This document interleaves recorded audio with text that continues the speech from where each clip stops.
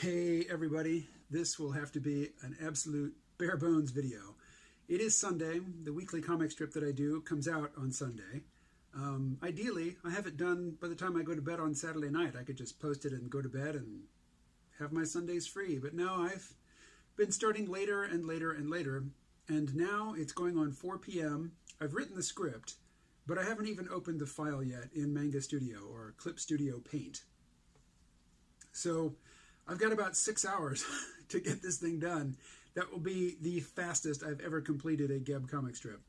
So I guess that's one way to keep myself from, belaboring the thing and spending endless hours on it, is just don't leave myself endless hours in which to work.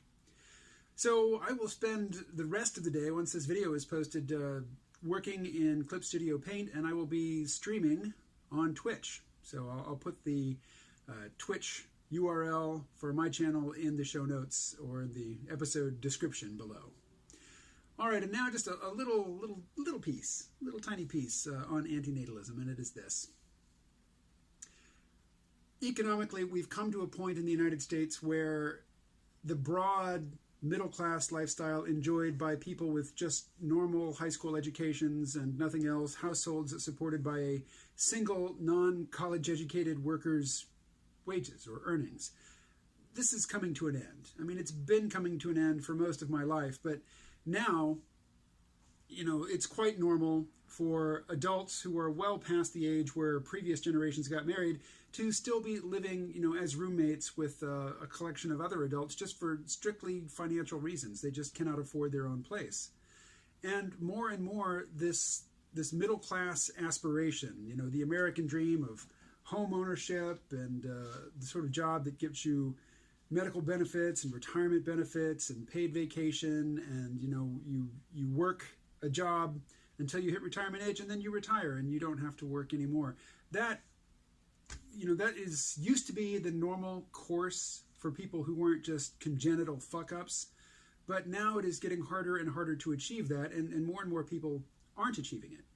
Now, we have very clear models of parenting, birthing, parenting, family structure for wealthy and middle-class people. Wealthy people, they basically hire people to be the parents, and, they get to be the part-time parent. Middle-class people, that was my childhood upbringing. Two parents mostly living together, surviving usually off the father's income, and not just surviving, but doing rather well. And, kids go off to school, and school is the babysitter for most of the day, so mom can work as need be, or, do other things that moms did. That model is pretty clear. It's available to fewer and fewer people, but it's clear. It's an easy model to grasp and to emulate. And then there's the poor people way of having kids. And around here, that means, you just go off and you pursue your randy interests to your heart's content.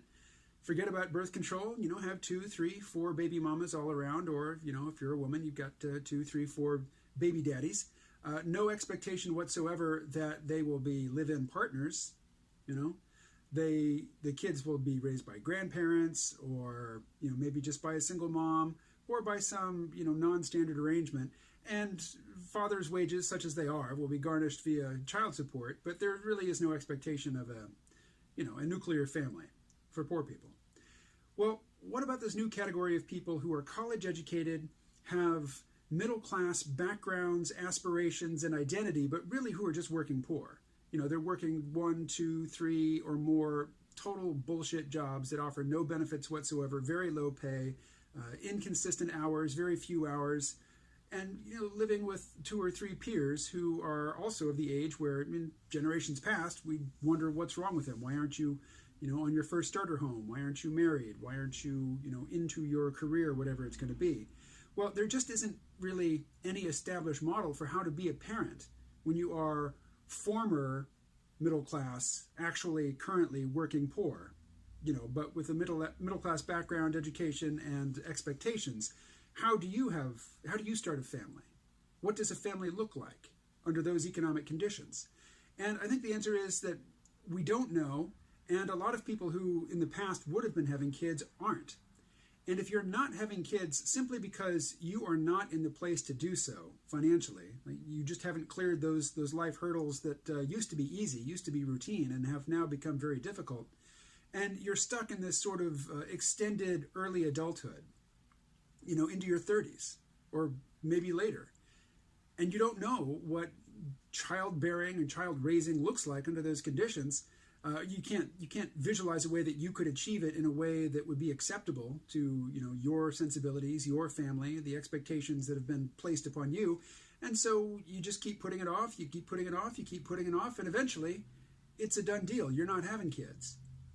And if that describes how you came to be a non-parent, well, then a philosophy which reassures you that it wasn't just circumstances that led you down this path. You've made the correct moral decision.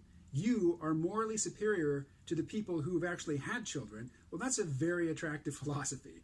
And you're probably not going to scrutinize it too deeply to look for any internal inconsistencies or any flaws in it.